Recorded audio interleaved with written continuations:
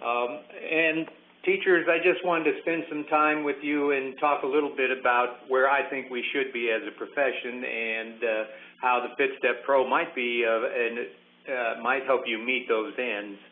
And so with that, let's get ourselves started and enjoy the time here. You know, when you look at our profession, one of the problems has always been that we really don't have good data that determines whether we're going to be successful or not. We really don't hold our profession accountable. And, you know, Chuck Corbin and I did many years looked at the research that America did on fitness levels of kids, and they did 4 different times they looked at kids across the U.S. and found that in spite of all the PE back then, and this was between the years of 58 and 85, we hadn't changed the fitness levels of kids at all. And there's a lot of reasons for that. And today, kids are more overweight than ever before. And, you know, you all test kids, and you know how difficult that is. So the truth of the matter is, if a kid's unfit, what we really have to do is change their activity level. And yet we always measure fitness, but we don't measure activity. So I'm suggesting that if you're going to measure fitness, then you also need to measure physical activity, because it's actually easier to measure, and it ultimately promotes lifestyle change for kids. And you know, that's really what it's about. If we have kids come into school and leave when they graduate, and it hasn't changed their behavior one iota, what have we accomplished? If they haven't learned how to be an active human being and to live their life in an active and eat healthy, we're in trouble. Why use physical activity as an accountability measure? Well, number one, if you get kids active as youth, you have a much better chance of having them be active adults. All kids have the ability to improve their activity levels. Not all kids can improve their fitness levels, even when they want to. In fact, we now know, and we've identified the genetic markers in adults, that 1 out of 5 adults doesn't respond to training. They don't actually improve. So even though you're the best fitness teacher and the best fitness trainer in the world, if you have one of those 5, you're not going to change them much no matter what you have them do. In fact, it doesn't even change their blood lipids. So there's a lot of reason to focus on activity, which is something all people can do more of and improve the amount they get. And so I always say, hey, when you focus on physical activity, you're helping those who need it the most, unskilled kids who don't like physical activity and physical education, and obese kids.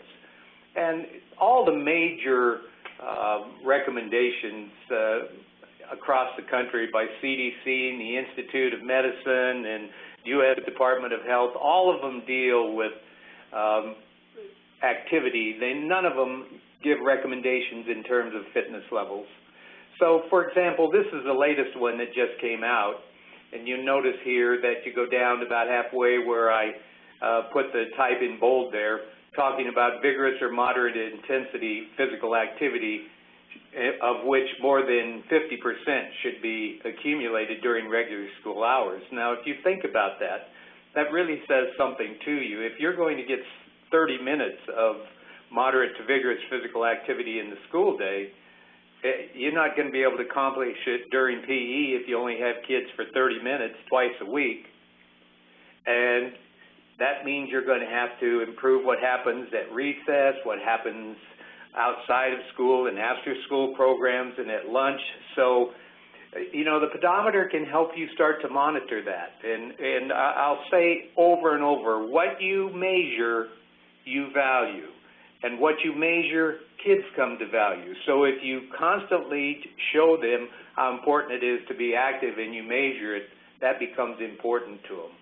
Now the question is, you always hear the acronym MVPA, moderate to vigorous physical activity. Now, you know, that's a very hard concept to get across to kids if you don't give them some examples. So I just put a chart down here for you and put it in front of you, and you can see that moderate activity is walking at a brisk pace, which is the one I do most often, tell kids to swing their arms and walk faster than normal. But when you do any of these moderate activities, you can do them for long periods of time, and you don't get out of breath. But it does elevate your heart rate, and you are moving more. Now, if you go into vigorous activity, then that's things like jogging and walking uphill briskly and bicycling, aerobic dancing, things that now you're going to start to get out of breath, and you probably won't be able to conduct them for a long period of time. So what we're trying to get across to kids is that they need to do any of those activities from moderate to vigorous, and all that activity is what we're really after, and that's the quality activity we want kids to get involved in. Which leads me to a question for you, and that is, I'd just like to poll you all right now if I could, and that is about the question of, do you monitor MVPA, and if you do, in what settings? And you can choose as many as you like here, and we'll give you about 45 seconds to vote. So if you would, please select as many of those 4 as you like, and we'll come back and take a look at the results in just a few seconds.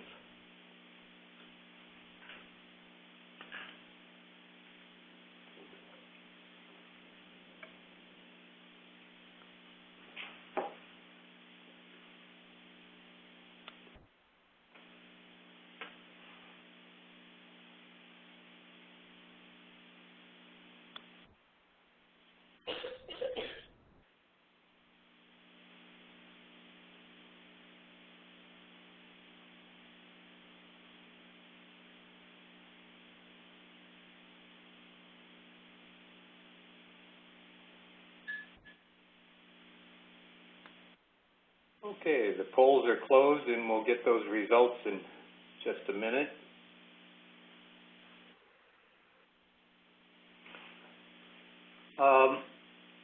Let's talk about assessing physical activity while we can here. And I don't see the results, but hopefully you do. Now I see them. Okay, so there they are.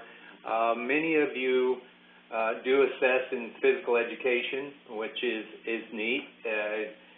Fewer at recess, fewer outside of the school day, and quite a few monitor or don't monitor MVPA, and no problem, okay? I understand that because there hasn't been an easy way to do it. I'm going to show you the 2 most common, pedometers and recall instruments, and, you know, up till 5 years ago, pedometers weren't really sophisticated and able to measure accurately. So if you look at the slide that I have in front of you now, talking about recall instruments, usually what you do in those is you ask kids to recall what they did yesterday, more often than not, you ask them what they've done in the last 3 days. And you can see that they have to answer and try to recall. And the problem with recall, even with adults, is that people always overestimate how active they are and underestimate how much they eat. Thus, you know, that's the road to weight issues.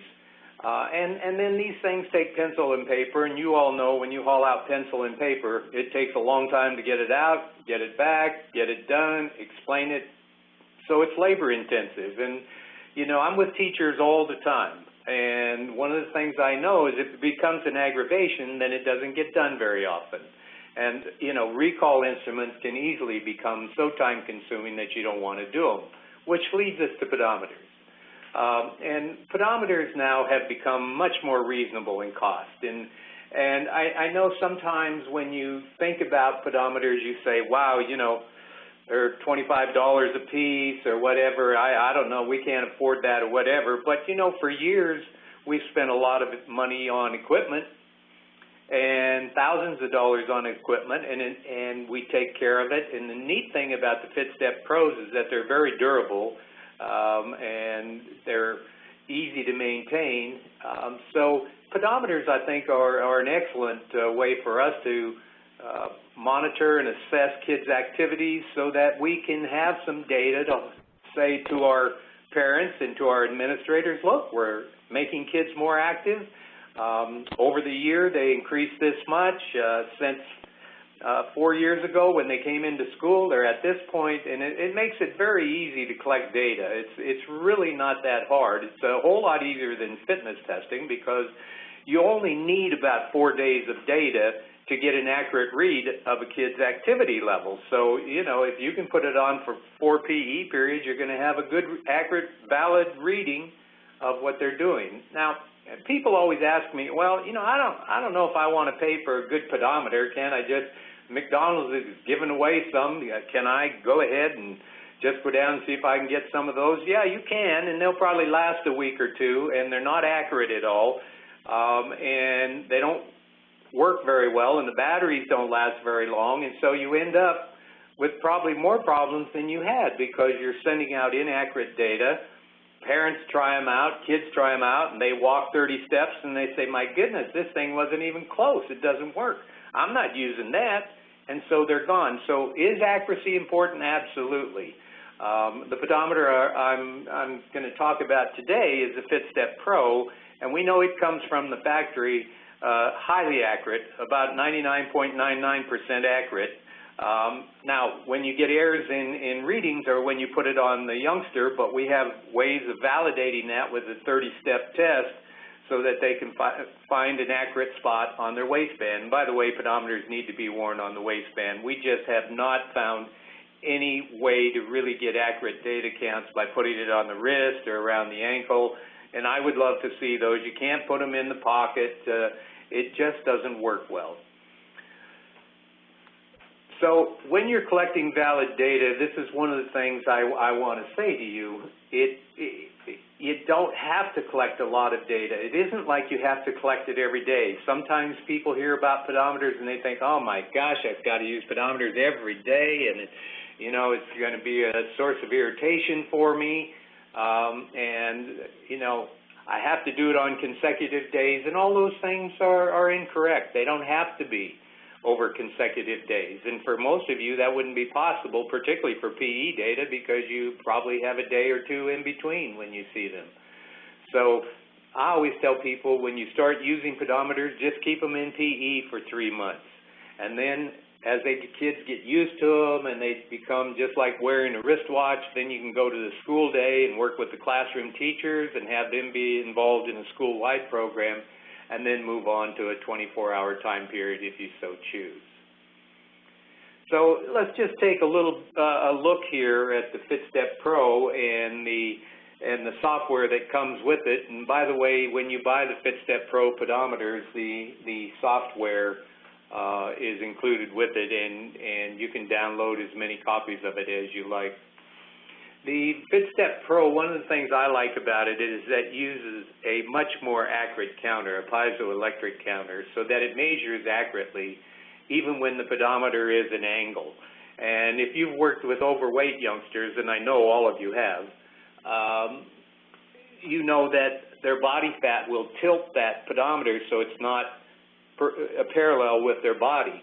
And once it tilts, then they don't get counts. Now, there's nobody that needs every count they can get more than the overweight youngster.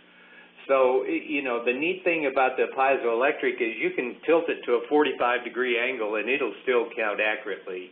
And that's one of the nice things about it. The other thing is it never wears out. The pendulum never breaks. The spring never breaks on the pendulum. And it doesn't use nearly the electricity to operate, so you get a very long battery life, and that's one thing I really love about the pedometers, because I have my own set that I use in workshops and out in schools, and nothing I hate more than changing batteries. And if you look here, you see, you know, if you were to have kids walk every day 8 hours a day and upload their data 16 times a day, the battery life would be 490 days. Since you teach in schools, you know, 180 to 190 days, you're almost 3 years in there, and that's pretty neat, I think. And it would go farther because you wouldn't track them for all that. And then it has a nice large graph on the face to help you see that. So another neat thing about the FITstep Pros is that they, besides steps in activity time, which is commonly found in pedometers, now we've added MVPA, so you can actually measure the amount of moderate to vigorous physical activity kids are getting. And by the way, I might say to all of you as an aside here, you know, I hope you're not using steps as a goal for monitoring your youngsters, because that's the most inequitable way of doing things, because a little short-legged youngster, one who's short in stature versus another one who's taller, the short person takes a lot more steps to cover the same distance and burn the same amount of calories, and so they're going to reach their goal much easier than if you set it in terms of activity time. For example, my wife and I go for a walk, and at the end of the walk, I have 2,000 steps and she has 3,000 steps. But when we look at our activity time, we both have 30 minutes. So regardless of what pedometer you use, I encourage you to make sure as a minimum they have steps and activity time on them. The way we monitor MVPA is by doing steps per minute. And then we can enter that steps per minute for each youngster, so that you're not being compared to someone else. It's you and your own standard, and we enter that into the pedometer, and that doesn't change until we physically go in and change it again. So when you clear your pedometer, your threshold still is kept inside the pedometer. Well, while we're on that, I just kind of like to have all of you kind of see how others are storing and analyzing their activity data at their school. And so we have another poll for you here, and we'll give you about a minute to answer those questions, if you would, please.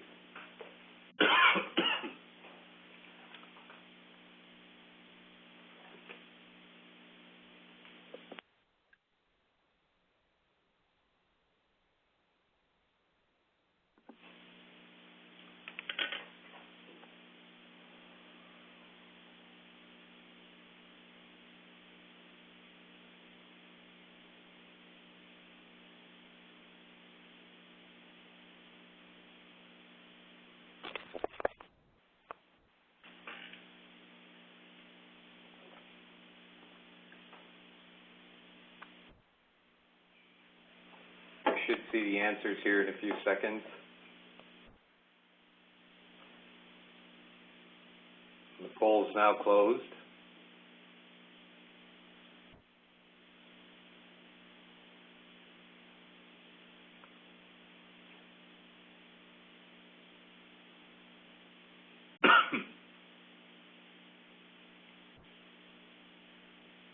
All right, there you have a good look at it. And it's interesting to see that, you know, a lot of people don't store activity data. They don't analyze it. They type activity data into a spreadsheet, and, you know, I really, 37% of you say you do that, and I really admire you. I mean, I just think that's so hard. I think teachers are some of the hardest working people I've ever been around. And after you've taught a day, the last thing you want to be doing is entering data. So, you know, I know that's really hard. So you get some idea of how your peers are doing, and let me talk about data then, since we just took a look at how you store it. Let's talk about uploading data. The FITstep Pro Pedometer instantly uploads steps and activity time and moderate to vigorous physical activity into a computer of your choice. And you can store it by class, by school, and it's stored so that you can download it into a spreadsheet automatically. You never have to touch data. You just download it after it's uploaded. It takes about 1.5 seconds for the data to upload once the youngster puts their pedometer into the data dock. And the nice thing about that is that the lights flash so they know when it's done, and then they just walk off. It also clears their pedometer, and they put it away. At the end of the period, the pedometer is cleared, ready for the next student and the next class, and away you go. So there couldn't be anything much easier than uploading data. The software that we use, we can attach up to 10 data docks into one computer, so that if you have a large class, let's say of 120 kids, and you have 10 docks, you can see that's going to upload pretty fast. In the schools where I work with kids now, starting with second graders uploading all the way up to sixth graders, those kids can upload their data in about 2.5 minutes. Now that's a class of about 35 youngsters, not 120. But we only use 6 docks also for a class that size. The CSI format is important to you because that means it's spreadsheet format, and you can put it into Excel or numbers, whatever you use. And then you can chart the data and you're ready to go. So I think the software and the uploadable feature really makes it handy for kids. This is when you upload the software, it looks something like this, and you have the 3 buttons on the left side there. When you want to work with settings, you can see that you enter your pedometer number, steps per minute, your class name, and then all the students' names. So that's what you do with the settings button, and with the upload the pedometer data, you just put it in that mode, and then you dock the pedometers, and away you go. And then later, when you want to come back and look at all your data, and you might not do that for a week, you might not do it for a month, it's all stored in there for you. But when you do that, then you can search your data and look at it that way. I just show you this screen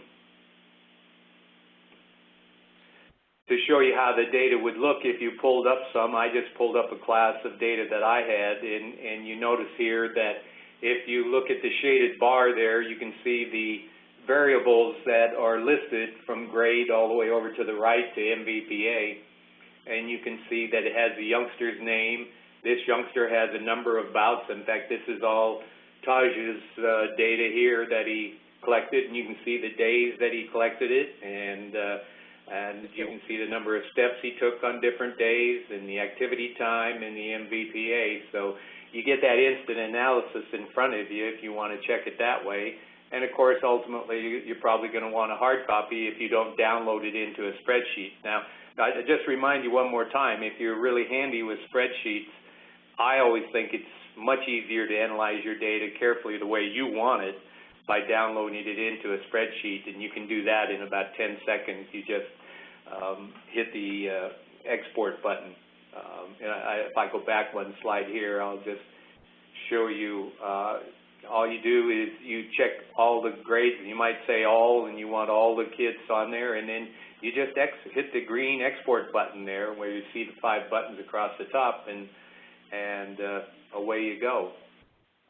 But this is what a printout looks like, and it shows you Taj's data and Daniel's data and Sydney's data, and it gives you the total amount they did over the time period, and by the way, you select your time period in the previous screen, and then it gives you the average amount of moderate to vigorous physical activity and activity time in steps, and then it does the class total as well. So, you know, you get a lot of data in a hurry without you having to do a lot by hand, and now you've got some hard data to give your principal and to talk with him about that, you know, this is the real deal. And he says, is it accurate? You can say, yeah, come on down. I'll put a pedometer on you, have you walk 30 steps, and you'll see. And it starts to become valid and accurate data. By the way, nobody questions pedometers anymore. When I first started doing research with pedometers, one of the things I always heard was, well, you know, they're not very accurate. They're toys. They're really not all that good. And they weren't the best, so there were a lot of studies coming out about whether they were a valid and reliable way of measuring data. You don't find those studies anymore because we know the instrument is as accurate, and there are studies to show this as accurate as using an accelerometer. So they really are a good product. So again, I thank you for participating in this, and we have a little bit of time for questions, and Doug will take over here, but I want to wish you the best if I don't get another chance, and thank you for participating, and it's always a pleasure to be able to work with teachers. I've been blessed to have that possibility in my career, so thank you so much. And Doug, I'm going to turn it over to you. All right, thanks, Bob. I appreciate that, and always very informative whenever I listen to you. I learn something new every time. We do have a couple of questions, Bob, and if you'll hang on with us here for a little bit. First of all, one question that was asked is, who would use the data? I think there are lots. So I'll tell you how we're using it. We have 3 demonstration schools that we're you know, I'm always the sort of guy, in all my writing that I've done, et cetera, I always field test everything. I just will not tell teachers to do something with some idea in which I've sat in my office. I think some of you call it that we professors sit in ivory towers, but I don't think that's the case with a lot of us, and I'm out in the field testing these things all the time. Number one, the data is there for the youngster to know, because you don't know whether you're active or not until we start measuring it. Many of you think you're a lot more active than you are, and I think if you put a pedometer on yourself, you'll see at times you have days when you're not very accurate. But I think it goes farther than that. I think parents want to know, and parents always want to know how their youngster stacks up against others. And if you want to talk about weight issues and help youngsters with weight issue, when we have a third of our youngsters labeled as obese in this day and age, if you really want to do that, you've got to give parents some comparison how active their youngster is compared to somebody else's. We always focus on diet, and that is by far the hardest variable to control because parents are in charge of diet. But we can get kids to be in control of their own activity levels. And then finally, maybe more important than ever, we always report our results to principals and the classroom teachers, as well as superintendents and school boards, and we make sure that that data flow goes all the way up. And we now have a nice data flow there that shows a whole lot of difference. And you contrast that, a lot of superintendents are pretty smart. They know that with fitness, what we've always done is measured them in the fall and measured them in the spring and said they improved. Well, of course they did. They're 9 months older. That's the same as saying that, you know, I'll measure how tall you are in the fall and see how tall you are in the spring and see if you've grown any. Well, of course you have. So, you know, one of the things that's really important is to do something that's valid and that really shows a change in lifestyle. And remember, fitness testing doesn't change your lifestyle. For a lot of people, that'll be a turnoff, and it'll change the lifestyle in the direction you don't want to go, particularly those who don't do well. So, my goodness, I can think of a million places you use the data, Doug.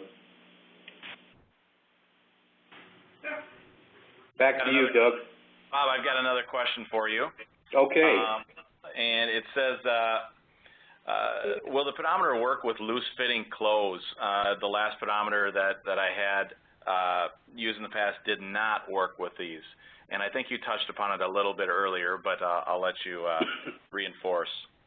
Yeah, it will work sometimes. And all I can tell you is that we teach our kids to validate the accuracy of their pedometers each time they pick it up. Our kids come up, pick up a pedometer, put it on, clear it, close it, walk 30 steps, open it up, and see if it's counting accurately. And by the way, if it's between 27 and 33 steps, that's accepted as an accurate measurement because a 10% measurement error is acceptable in free living activity. So the answer is, yeah, it may work, but it may not. And so, you know, then you have some decisions to make with that youngster. You talk about it. I mean, and unfortunately, the biggest problem with loose clothing is oftentimes with overweight kids because they're uncomfortable if it's snug at all. So one of the things you have to do at that point is to see if it's counting accurately. If not, maybe they can put it on their underwear. Sometimes you can have them turn it around and so the pedometer is tucked inside their waistband rather than outside. Sometimes that'll keep it. But the biggest thing is for you to teach kids to find an accurate spot on their body. That's much more important than you doing everything for them. And that's one of the issues I always have about how we teach. We don't teach kids to learn how to do things for themselves, and they need to learn how to validate the pedometer for themselves. And our kids can do that within 3 minutes of the start of the lesson. They come over, pick up their pedometer with their number on it, open it, clear it, walk 30 steps, and away they go. And we now know they're ready.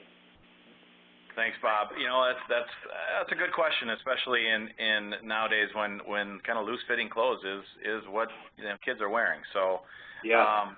Another question is, and this is from a new pedometer user, saying, what's the difference between activity time and MVPA? Okay, that's a very good question. And activity time is all the time you're moving.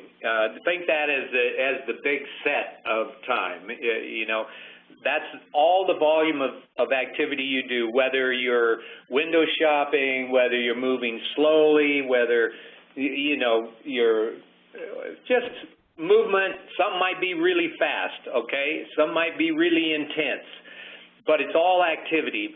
MVPA is time activity that goes above the steps per minute we set for you that are equal to a brisk walk.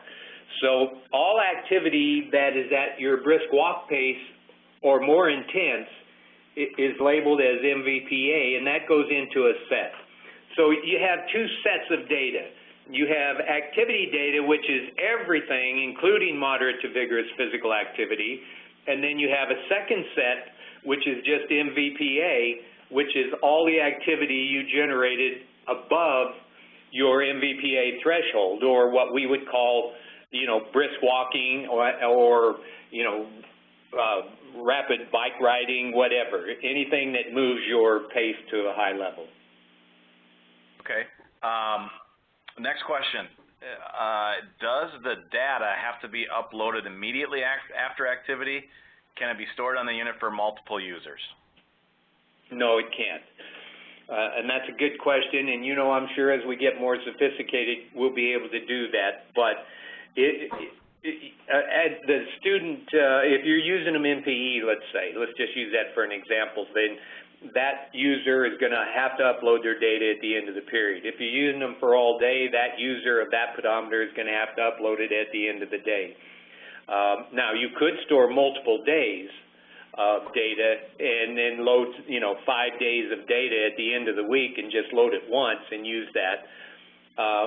The reason I discourage people on doing that is because if you really want to know what's going on, a lot of times, if you go 5 days and a youngster resets his pedometer or something else happens, you just lose a lot of data and you don't know what's there. But you certainly could do that and then find the average over those 5 days. Okay. Next one is, and I think a very good question. It's difficult to get buy-in with pedometers with other members of your department. Was it difficult getting buy-in with pedometers with other members of your department? And if so, what was the best way to overcome it? Well, I always tell teachers, I think that is a really good question. And of course, there's always people who are naysayers. And unfortunately, in a profession which should be teaching kids about the future and what could be instead of what is, it's an issue that's really out there. So first of all, I always tell teachers, get yourself in the best place possible first. Quit worrying about everybody else. We always think that we have to be 100% this and 100% that. And to be honest with you, in a school setting, you've been around the schools long enough, teachers. Well, if I tell you I want every teacher on board, you're going to look towards the sky and say, what's this guy smoking? Because it's impossible, and there's always naysayers no matter what you do. So the way I believe you create change in schools is you get the people who are really professionals and really want to look forward and really want to show kids what could be, and the ones who are turned on to change and new things in the profession, and you work with them and you get yourself in a place where you should be. And you know what? The others have come along or quit after a while. It's just a fact of life. But what happens is we think everybody should be on board, and we get discouraged. And then, we say, well, it's not worth it. They're always undercutting me. Okay. Thanks, Bob. Another question here that we have is, can data be saved so that you can go back and see how active each student is, or is it just counted as a class or overall for a teacher? No, in fact, the example of data I showed you on the screen was one kid, and that's putting it in multiple days. You can store all his data for as long as you want. So yes, let's see if I can get back up to that screen and you can kind of have a look at it. But you can see this youngster gathered data from November 10th down at the bottom of the screen up to the top of the screen, which was his latest one, to October 5th. So that data was in there nearly a month. So yeah, you can store it as long as you want, and it will average them and show you the average of how much he did over that time, and it will also show you the total amount of activity he accumulated over that time period. And then if you look at this screen and you see the starting date and the end date up there, then you can pick the dates that you want to analyze the data. So, you know, you might want to pick it from, let's say, September to November or whatever. You could do that just by the pull-down calendar up there and select your own time period. Bob, you might want to keep that screen up. Next question is, how many classes can be loaded into the pedometer or into the software? Many as you want, no limit. Okay. Not that we've ever found. I forget the number. I know it's something like 1,000, but I know it's a huge number. Okay. Here's a question, and it says, do the pedometers stay on when students are playing a vigorous game, for example, flag football or soccer? Yeah, they stay on all the time that there's any movement whatsoever. The pedometer will shut off after 5 minutes because that's the battery saver mode, and that increases the battery life. So they shut off after 5 minutes of inactivity. So a lot of times when kids put them back where they got them and the next class comes in, there's been 5–10 minutes of passing time, they may have a blank screen on them, but they get used to that because as soon as you pick it up and shake it, then it turns back on, or you can hit the mode button and it'll come back on. So, yeah, it'll stay on anytime you're moving, and okay. It'd have to be 5 minutes of standing absolutely still to not get any activity. Okay. One more here. It says after each class is finished and uploaded their data, how does the pedometer distinguish between the next class that's coming in? Okay. The software doesn't, you do. If you look at that screen that's in front of you there and look at the top where it says grade and class, you have to go in and change that grade and class. This isn't, you'd be in the upload data, but it would ask you to pick your class. So the only thing you have to do between periods is to go over there and change the class that's coming in. Okay. And then it'll record it into that class. Have I ever made a mistake and not changed it and put the data in the wrong class? Yes. Okay. Let me ask you this. The dock, also known as a data reader, how many docks can you hook up at one time? Up to 10. 10 is the max right now, and I use a USB hub. It doesn't have to be a powered USB hub for those of you that are into computers, and it works very well with 10 of them. You can't go beyond 10. I've tried more than 10. That's the max, and I knew it was the max, but I tried it anyway. Okay. And then the question was asked, how many docks come in a set? And I believe with ours, the 15-pack you get 1, and 30 packs and 100 packs you get 2. So that should take care of that question. And also, this question here is, how durable are the FITstep Pro pedometers and docks, and how often are they needed to be replaced? Is that information that you have, or? Yeah, I mean, I can talk to that to some because I've been using them now for probably a year and a half. You know, since this model's come out. This is the first model that came out with the piezoelectric switch. Most of you know pendulum pedometers. When you shake them, you hear them, and you can hear that pendulum going up and down. The piezoelectric is really just a membrane in there that feels the pressure. It's called a strain gauge. And so there's no movement in this pedometer. You can shake it, but you can't hear a thing.